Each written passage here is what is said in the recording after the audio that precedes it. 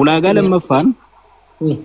lammaffaan immoo akka barte duranatti kan ijoollee akka jar beekumsa hin qabne akkamitti barte. Okay, baay'ee gaarii akkaataa lamatti beeka.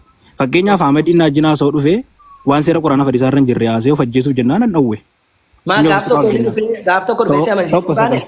Gaaf tokko dhufee amansiisuu baane. Finyoo ofitti kaaf jennaan hin dhowwe. Lammaffaa akkamittiin ijoolleen beeka qajeelchuufi. Maal finyoo ofitti kaaf jennaan dhowween hin faraan. Nan galateeffattanis isan du'a duraa irraa soolchi.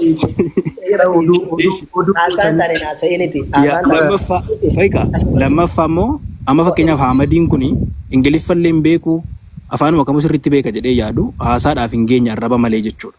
So kanaaf ijoolleen asirraa kun ijoollee arrabaa malee ijoollee beekumsa kitaabaa qaban miti jechuudha gabaabaa. Ulaagaa kanaan isaan beeku. Ati fakkeenyaaf mee Ahmadiin mazzanuudhaa fi beekumsa Quraanaan qabu jechuudhaa fi mee Ahmadiin siin gaafadheetaniin nama lamaan keessan keessaa naa deebise tokkootu sirrii beekumsa qaba jechuudha. Yoo ati dhuguma Ahmadiin caaltee tuffatteeni bakkaati Ahmadiin caaltee jechuudha. Mee Ahmadiin ol naa galcha Ahmadiin deebisa Ahmadi olota.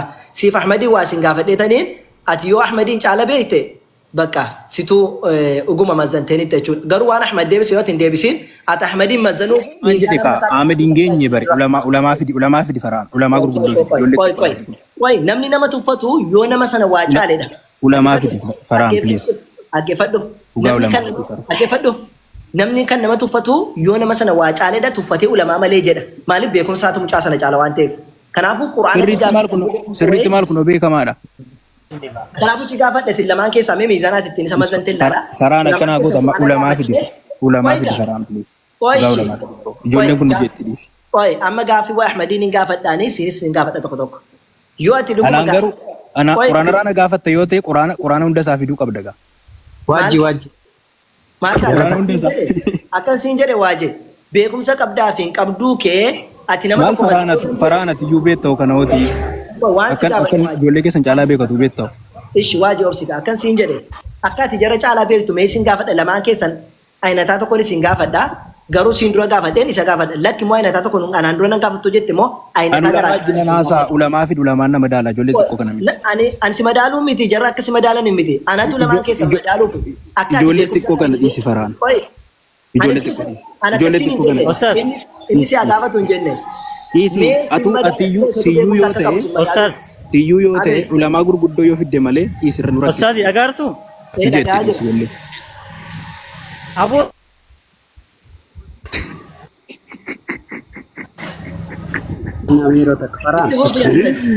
Amma kana gaaffii tokko isin gaafachuu jennaan amma kana rakkattan miti ammas.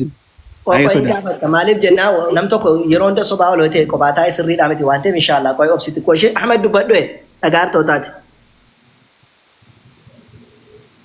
Sagaleen Darraanaa kennita. Obsi lakki kan si dura seenee sadha waan ta'eef gaafatee haa xumuratu inni gaaffii isaa fudhachuuf jala. Kolfaan duune ijoollee. Gaaffii tokko gaafachuu jennaan amma kana rakkatan abbaa madoosh. Koi madaaluudhaa yoo ta'e mata duree wal fakkaataa olii filtanii Ahmad faana maaliif hin mari'anne waajji? Koi manuma keetti. Al tokko Osaasi. Sagaleen koo nagaama? Nagaama. Hin nagaama sagaleen koo? Hin nagaama. Okay yoo na dhageessanii waa'ee amantaarraa kan jedhe eenyu akka barsiisa amantaa gahee barsiisa amantaa qabu anilleen gahee barsiisaa amantaa islaamummaa irraa sartifikeetii kiyya nan agarsiisa. Innis kiristaanummaa irraa gahee akkamii akka inni qabu mana barumsaa akkamitti akka inni barate sartifikeetii nutti agarsiisu rakkoon qabu akka itti fufnaa jechuudha. Akkas. Gaaffii koo fudhatamoo ulamaanaaf idda faraan please. Ijoolleen kun jechuun dandeettiin qabu ni jette mee dandeettii ati maal baratte maali? Faraan ulamaa fidi kan faraan please. Namoota gurguddoo fidi ijoolleen kun rakkisti faraan please. Akkan siin jedhe. Oguma maalli faraan ati mamuudiin siin galuu maalli fariyoo maa wal qorraa. Akkan siin jedhe. Ulamaa dhageessu bofaraan. Waaji. Ilaali ati akka amma mucaa kana hin tuffatteeni miti erga tuffatteeni. Mee ati beekumsa ati ani tuffanne sadarkaa isaanii mee malee sadarkaa isaanii mee nama maan beekne faana mari'adhu itti tuffata sadarkaa isaanii mee sadarkaadha tuffachaa sadarkaa isaanii caalaka ishi wangeela keessa lamaan keessan gaaffii sin gaafadhu wangeela keessa faraan maal dhugaatuun beektaa akkan ijoollee kana wangeelaanu gaaffii sin gaafadhu akka Ahmed si caalu amma gara sana dhattee no Ka beekumsa quraanaan qabdu maaliif si madaala kootu si madaala certificate naan dide beekumsaan dide ishi wangeela keessa lamaan keessa kan gaafadhu eenyutu irra beeka Faraan namoota namoota caafaa sin gaafadhu eenyu akka irra beeka Faraan namoota beekumsa qaban waa hundattuu hin jirtu ulamaa fidi ani ilaali anamma waasiidhaamee gara ilaali waasiidhaamee gara gaaffii keetti darba dhageeffadhu ulamaa fidi gammachuu ulamoota fidi Faraan please na dhageeffadhu al tokko waa jana dhageeffadhu akkasiin jedhu dhaamsa siidhaamu keessaa yoo beekumsa macaafaan qaba jette beekumsa macaafaa siif Ahmadiin wal bukkeetti gaaffii tokko ayinataa tokko haa gaafannu nama deebii deebisuun manna asirratti ilaalu tokko jedhe Faraan gaaffii sodaatanii lagamee qaboodan jechuudha. Bilaal na fitachiisa nam tokko akkana jalan dubbanne gaaffii bichaan gaafataa jira yoo lakki quraana qabe jette immoo oye jeeqin mee rasuun hin jeeqin tole isatu si dura seenee isa waliin dubbataara cufadhu taa'e yoo lakki immoo quraana irratti hin caalaani jettis immoo quraana irrattis immoo isin lamaan keessan gaafadha sadarkaati ittiin isa tuffattee marii fudhachuu didde jechuudha. Fakkeenyaaf anamma sifaana marii gochuudhaaf sadarkaa komitee dheessi dide yeroo baay'ee namni abbaan barbaade as keessaa dhufee gaaffii nu haa gaafatu anaaf siin. Yaa bakka anis yeroo baay'ee yeroon ijoollee diduu sadarkaa komitee dheeddi dabeettaa jedhu. Anaan naa madaalan sadarkaa koo akka ta'e naa madaalan anaaf siin.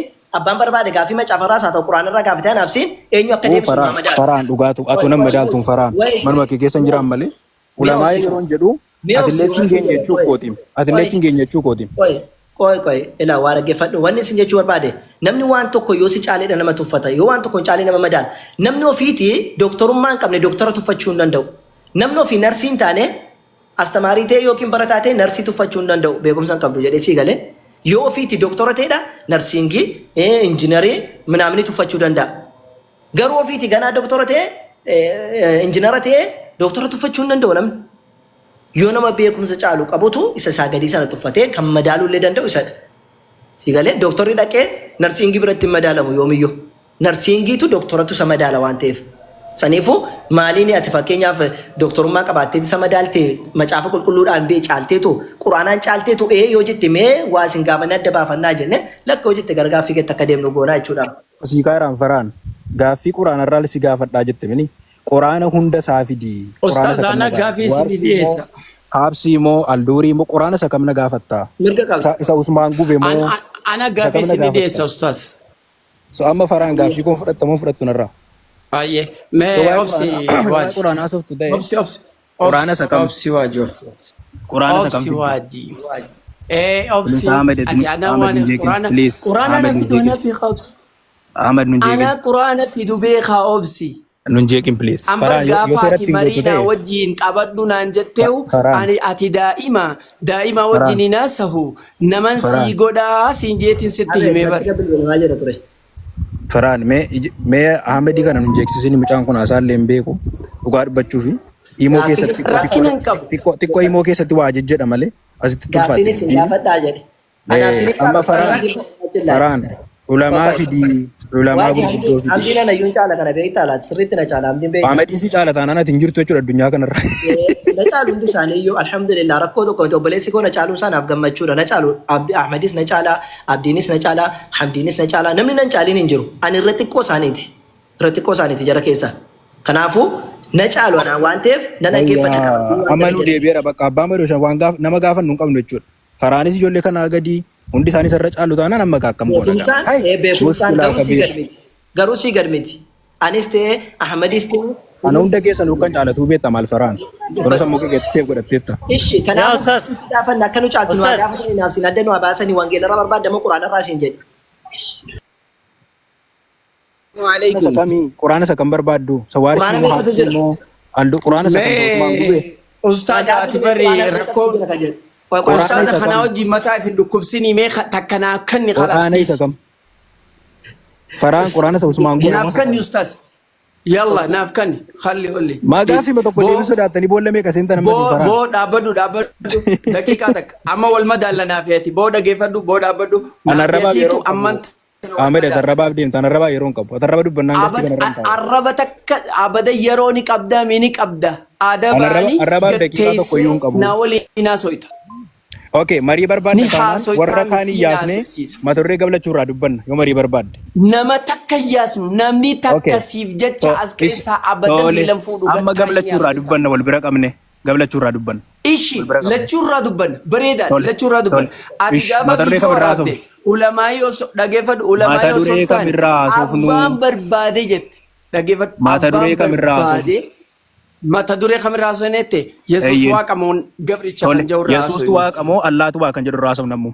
no kuni mata duree lama Yesuus gabricha moo waaqa kan jawurraa haasofnu Akkasaa goonu Yalla. maali yeroo hundaa meedaa sana kee taphatta? Yesuus Kiristoos ani gabrichaan siin jaa ati waaqayyo dhanaan jeenaa Allaan tolfamaadhaan jedha ramariyannu. Allah waaqa sarrakkina qabu raga fidda sarraga fiddaati Ish. Yesuus gabricha Okay, moo let's go. waaqa kan Let's jawurraa go. haasofnu Allah yoo waaqa tolfamaadha moo dhugumatti waaqa onnee dhugaati? fi differensii beekumsa waa xiqqeessoo Allah takka yoo waaqa qabaatu dhugaati moo dhagaa kaabaa tolfamaadha kan jedhu raasii mareen wal bira qabne. ishi rakkina takka illee hin qabu dura Tole, kana na dhaqi. deebisa Yesuus gabricha moo waaqa Kaabaati moo waaqa dhugaati? naan deebistu ni Wal bira sodaatte qabne irraa dubbannaa. Ammum ni sodaatte ishi wal bira qabna dura tana naa deebisi san booda na gaafadhu gamlachuu irraa dubbanna. na gaafadhuuti Wal naa bira deebisi qabne na irraa gaafadhu dubbannaa. Gamlachuu irraa haasofnaa. Gamlachuu irraa wal bira qabne ammu. Amma wal bira qabne irraa. garaagarummaan kiyyaa fi kee kanaa jechuudha Dhugaadha, garaagarummaan dura naa koo deebisi fi ilaali, Okay, garaagarummaan takka naa kan koo deebisi kan- gaafii takka naa deebisi Ilaali, Yesuus gabricha moo garaagarummaan- dhageeffadhu kaa Garaagarummaan kan koof kan kee gamlachuu irraa haasa'u sodaattaati. Argite? ni haasofna ati bar shan na gaafadhu an takkitti tanaa deebisi Allah ani hin qabne wallahi ani hin qabne ani gaafii takkitti tanaa deebisi san booda immoo shan na gaafadhu gamlachuu irraa haasofnaa. Gamlachuu irraa. Gamlachuu irraa ammoo kunoo an qophaa'e. ishii gamalachuurraa ni haasofna dura tana Kunoo naa deebisi ishii daqiiqaa nu qaba. Daqiiqaa kudhan naa kenni. Allaatu waaqa moo Yesuus waaqa kan jedhu irraa haasofnaa qophaa'e. daqiiqaa kudhanii naa qaba. are you kidding me daqiiqaa kudhan bara faarfachuun Are you deemtu kidding me jedhamu. faarfataa Ingiliffa sirreessa. Are you kidding me jedhama. Are you kidding me jedhamu sirreessa Ingiliffa. Tokko sana Oh lammata God, immoo. oh God, yeah. Lammata immoo wal bira qabne irraa dubbanna Amma qophiidha. ati naa deebisi okay. Gamlachuu irraa dubbanna kunoo. Kunoo asan jira. Gamalachuurraa dubbanna. Gamalachuurraa, Haishi, qophaa'e gamalachuurraa kunoo. dubbannaati. Qophaa'e Dhaggeeffadhu. kunoo. Gamalachuurraa dubbanna. Gamalachuurraa Kunoo. dubbanna. Iyesuus Kunoo gabricha ani moo qophaa'e. waaqa? Kunoo ani qophaa'e. Gamlachuu irraa haasofna. Allah waaqa dhugaati moo dhagaa kaabaati? Kunoo tana sodaan kee. Gamlachuurraa dubbanna, Wallaahi kunoo qophaa'e. wabillaahi Kunoo ani amma mee kofoo qophaa'eera. ta'e qabadhu laali. Kunoo ani qophaa'eera. Gamlachuu irraa If haasofna. qabadhu laali. If qabadhu laali. Nagee qabdaa garuu. Sii kan of keetti fincaa'aa jiru na argite. Ana dhiisiitii amma Ishi wal bira mees qabne irraa. Takka. baasa. Iyesuus gabrichaan siin jaati. Ani Ragaa immoo naaf Allaan fidi. dhagaa kaabaati waaqa miti siin jedha. Wal bira qabne irraa haasofna. Ustazi, Ustaz Okay, takka sanis takka. ragaa naa fidda. Tana ragaa naa fidi, sanis ragaa naa fidi. Kunooti. Kunoo ragaa qabaan. Kunoo wal bira qabne irraa haasofna deeqaa nu qaba. Gamlachuurraa. Kunoo Ni sodaachisa Allaatu waaqa illee dhugaati moo Yesuus kan jedhudha. An Allaan keessan dhagaa Wallahi nama kaabaati. dubartii- Mudaadhaan jedha. Nama dubartii gadii kan du'aadhaan wal qixaatti hojii haasa'u. Kunoo arrabatti seente kaa kunoo. Baasi. Kunoo arrabatti seente kaa. Maal isa? Al tokko Kunoo arrabatti al tokko seente miitii qabadhaan. Hundi keessan waa jetis miitii qabadhu. Qo'a meel tokko nagaa buufna inshaallah. Kheer maal mana rabshaa gootan. Namni maree beeku akka maree beekanitti waliin haa mari'atanii. Gaaffii ma tokko sodaattanii amma kana eeyyatanii nagaan. Qoy waaji ani waraqaa ragaa ulamaa'ii ta'uu waraqaa ragaa hundan qabaatii kottu naa wajjin mari'adhu. Waraqaa ragaa kiyyaa laali. Hin bu'irree waraqaa ragaa barbaachisu nin qabaatii kottu achi ol deebi. Isaa kiyya atilleen rooba keessa dhukkee oofu jirta akkaminnaan jee. Ati mee eenyuu fi waraqaa ragaatiin baasaa jetta ulamaa'ii ta'u. Waraqaa ragaa eenyuuf baafta? Eenyuuf? Eenyuuf? Makluuqa Akkam akkanaa taanaan kana. Daa'ima Achi ol akkanaa deebisaa kana. abbaa Daa'ima madooshaa akkanaa. saaffataa lakkoofsa tokko. Abbaa madooshaa deebisaa. Akkam ta'anii baqatanii moo? Ni bubbu'anii Sabbaa abbaa isaanii madooshaa bakka cimdii takka saaffataa. dhaabbachuu danda'ansa maa cindahum cizza maa cindahum waliy waa takka eessaa fuudhan. fiddanii ragaa gaafachuu ragaa gaafachuu bikki godhan. Jecha takkichaa kana akkamitti dadhaban Iyesuus waaqa moo gabricha kan jedhu akkamitti dadhaban Iyesuus eessattuu bakkuma fade gurra ol galu asii mee tilviziyoona keessattuu waaqayyoo miti. Inde Yoomiyaas namni dhalate namni gadameessa haadhaat keessatti ji'a 9 hobbaatii dhugaa xurii laguu ji'atti dubartii dhufu hoggaa dubartiin garaan ulfoofte xurii san nyaata godhee fi waaqayyoon ilmoon nyaachaa guddattu hagam yoomiyaas waaqayyoon akkasi xurii nyaachaa guddatasa xurii nyaachaa laguu nyaachaa akkamii guddata waaqayyo hay nagayni keessan xabbaqamaadhaa miti inte Ashaangullitti ijoolleen tolfattu gartanii intalli ishee ijaanii biyya teenyatti ustaaza ni fixadhaanti yaa malaal hafuura keessan jirai laal dhageeffadha intalli ishee ijaanii biyya teenyatti ijoolleen tahora ofirraa tolfattu abbumaasfaanni beekansa qaraa birinkillee qaraa irraa tolchanii akkanatti waatti sussuuqanii faashkootti godhanii sigala intalli ishee ijaanii wallaahi billaahi tallaahi waaqayyoon intalli isheen sanuu waaqayyoo miti ilmoo ijaanii ijoolleen taphattiin malee. Hai Inde Yoomiyaas mee namnumti dhiira ifiin jau kan Iyesuus Kiristoos waaqanaan jau lakkoofsa takka barreessaa ol baa hottaadha. Fixattanii Baasaa ustaazan dhabatti qoreen faana. Kuni torkiin. Maal jettan ustaaz hin dhageemu? Qaxxanii jedhee salaamu alaikum. Waalaikum salaam warahmatullahi wabarakatuh. Kijibduu wal geesse sadarkaatti goonee nuti cal jennee bira tatteenyaan asii arrabaan nu qeequu barbaaddi. Inna gaama sagaleen koo? Hin dhaga'ama. Ni dhaga'ama ustaaz. Otto ol bahe. Ee dhaga'ama.